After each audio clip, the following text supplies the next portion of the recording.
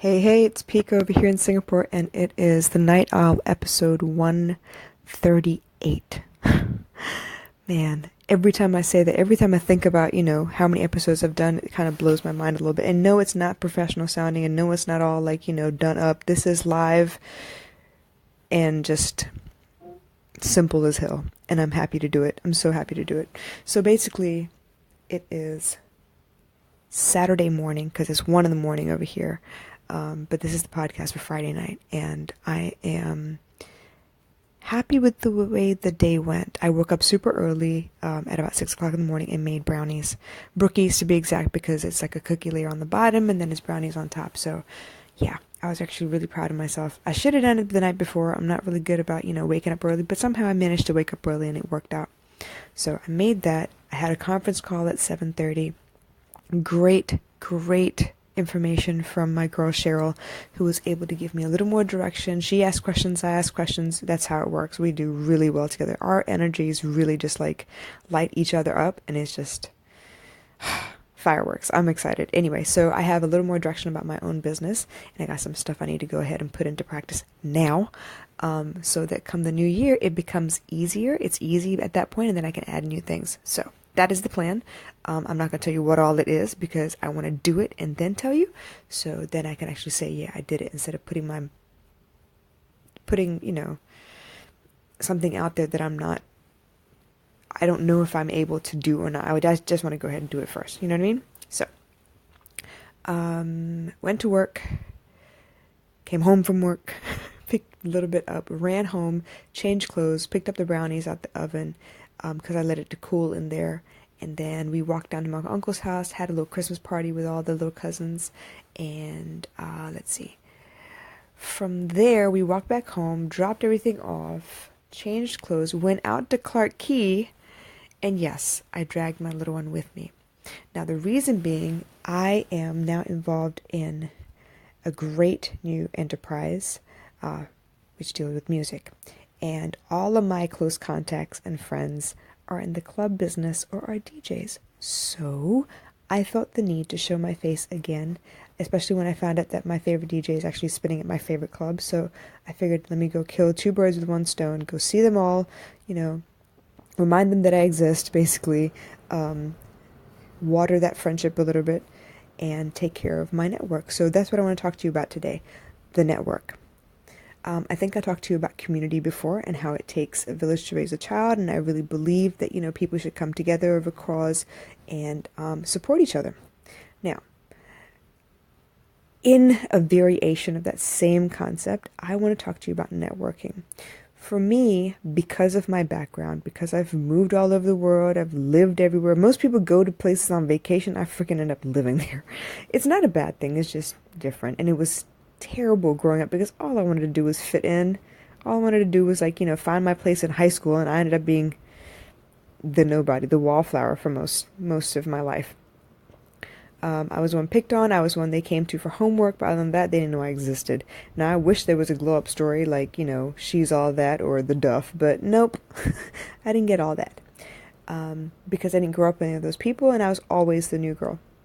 So, because of that experience, I learned to be friendly. I learned how to make friends. I learned how to meet new people. I learned how to introduce myself, to do icebreakers, to watch people before I go approach them, so that, I have something to talk about, basically. So, for me, networking comes fairly easily. I am both an introvert and an extrovert. I do need my own space to be able to kind of recuperate and get back to normal. But for the most part, I'm pretty extroverted. I do love a good party. I do love great music. I do love talking to people about movies and music. I do that all damn day long. I could have whole podcasts about movies. But the point is, I feel like that is a talent that has been lost throughout the generations. People don't have time for people anymore.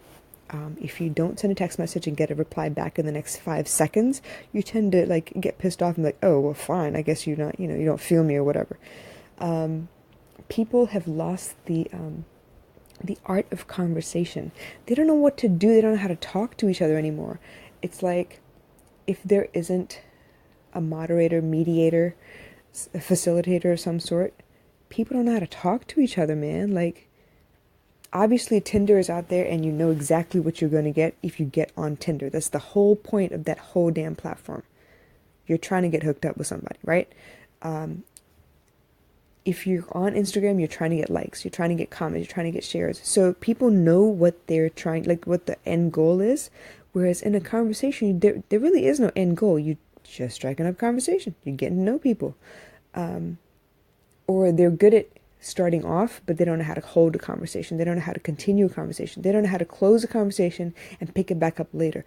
People have lost the art of conversation, and it's really upsetting to me. It's really sad. I can start up a conversation with pretty much anyone, and the only problem I have is I meet so many people, I can't keep up with all of their details. It's like I need a notebook so that I can actually, when I come back and talk to them, I can actually feel like I'm contributing to their life instead of asking the same questions every time I see them because I've forgotten. But yeah, I love meeting new people. I love talking to them about what they love. I know how to open people up one-on-one. I don't know. Lately, it's been energy driven though. I tend to gravitate toward people who have the same kind of vibes as I do. I gravitate towards people who seem to need a conversation, and then from there it just blossoms into I don't know what. It's kind of interesting actually, because I think Cheryl and I kind of met that way too. I think she reached out with something very simple, and I reached back and talked to her for a little bit, and then all of a sudden it was like lights went off, and I was like, wow, you know what? She is going to be an amazing asset to me because she speaks life the way I speak life, and she's on the level. Like, she is thinking the same way I'm thinking just before I say it out loud. So that's the amazing thing about me and Cheryl. Vanessa and I push each other to be better. She and I started way back in the beginning of this whole Crown for Success thing, and I feel like we connected really well on our coaching call, and then we've just kind of held each other accountable, pushed each other to be better, used each other as sounding boards. It's like I can be me around her, and I know she won't judge me, and she feels the same way about me. So I love that we have that kind of dynamic. It's very, very helpful to me. With John. John is my friend. He's like my best friend in Singapore. I met him when I was out with my cousin and my brother once. I think it was like three years ago, maybe. My cousin was in town from London. She wanted to go out, and we were like, yeah, let's go to Zouk. Little did I know at the time, Zouk was nowhere near where it is now. It was not in Clarke Quay. It was somewhere else. I couldn't even tell you where it was. But we went off looking for Zouk because somebody said, yeah, it's in this particular position in Clarke Quay. Well, we found the spot, but obviously it wasn't Zouk. And we happened to run into John. And at that point, my cousin was already like just, she was wasted. And he said, why don't you come into my club? Why don't you come sit down, take a load off or whatever, enjoy the music for a little bit, and I'll help you find whatever it is you're looking for. And we were like, all right, cool, I don't know you, but you seem pretty cool. Let's go sit down. Well, let's fast forward a little bit to the end of the night, where he took us from one club to the other club that he also managed. He took care of my cousin the whole night, and seriously, he won friends for life. I've never had anyone take care of us the way he did. And it was not one of those like shisty, slimy kind of situations either. He was genuinely a good guy. He played bouncer for us. He played bodyguard for us. He like genuinely like took care of us. And I will never, ever forget that. So I really appreciate the fact that he did that. And so ever since, anytime I go out or want to go drinking or want to go dancing, the only place I go is to Lenoir in Clarke Quay, because John is there. And for the most part, a lot of times when I go out, well, back when I did go out, it wasn't because I wanted to drink. It was because I just wanted to get out of my own head. I wanted to go be around people where nothing was expected of me. I could just stand there or dance or whatever it was and just enjoy the music. And he was one of those people who would let me do that. I I played bouncer a couple times at the club itself. I enjoy getting the party started. I enjoy just being around them.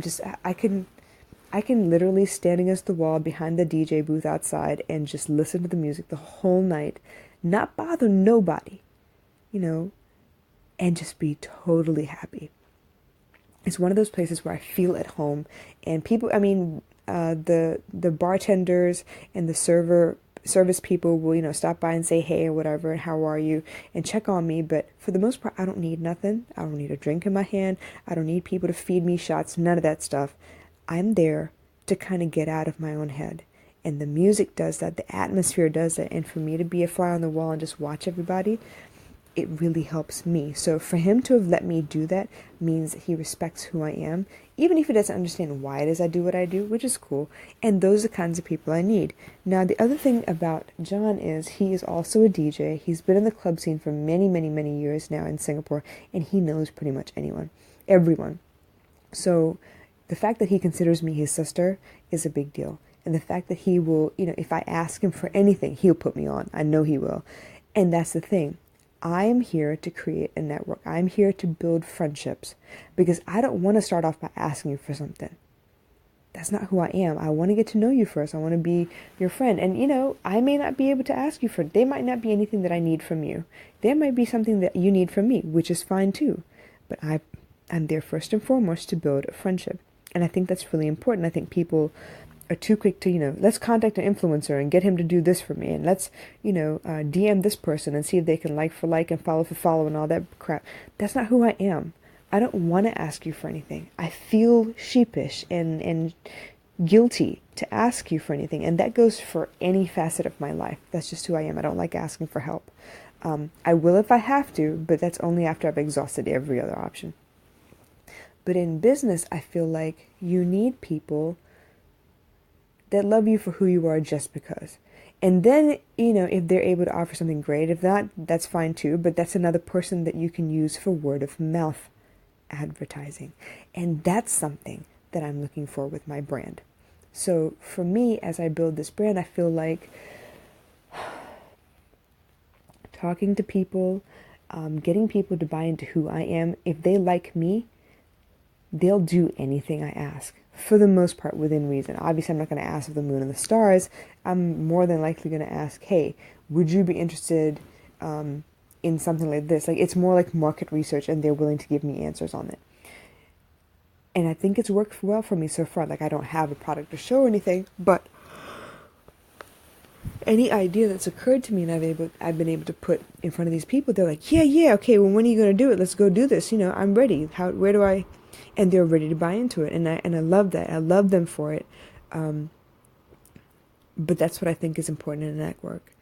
They're buying you. In the end, they're buying you. They're not buying your product. They're buying you. The guarantee that you give them, the feeling that you're saying that they'll get by having your product, like whatever it is, they're buying you. And I feel like I need to build the network. I need to create friendships. I need to create relationships where I help them to feel good about themselves, and they do the same for me in return. And that's how we all move forward. I don't want you because you can do something for me. That's not the kind of person I am.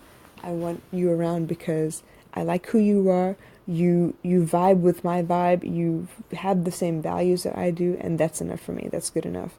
And then, somewhere along the line, if it becomes a situation where I have something to offer that I could ask you, hey, would you support this? Would you promote this? Would you, tell your friends about it, whatever? Then it works out. You know what I mean? So I'm going to call it a night. I'm going to try, this is something I'm not used to. I'm going to attempt to take a nap, basically, because I need to be up in about 4 hours because I have another conference call lined up. Yes, no rest for the wicked, and I've got miles to go before I sleep, but I'm going to go ahead and sleep now. See if I can't catch up later. Shot in the dark, but who knows? Maybe it'll work. All right, you guys, I love you so much. Thank you so much for listening. For all of you just, tuning in for the replay, thank you for taking the time. I can't tell you how much it means to me for you to even take 15-20 minutes out your day just to listen to me. And I'm hoping I bring you value. I'm hoping this really, helps your business somehow, or helps your life situation, so you feel like you're not so alone, that other people are going through this craziness as well. So like I said, I love you all, and I'll catch you again tomorrow. Okay, thanks. Bye.